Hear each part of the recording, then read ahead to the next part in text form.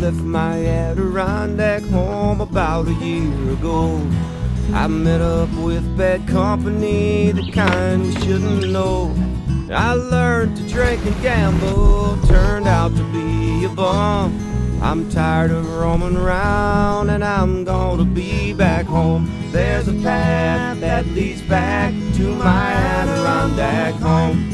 I'm going back tonight and I never more will roam. I can see my mother there, for her boy she says a prayer, and she waits in her armchair in my Adirondack home.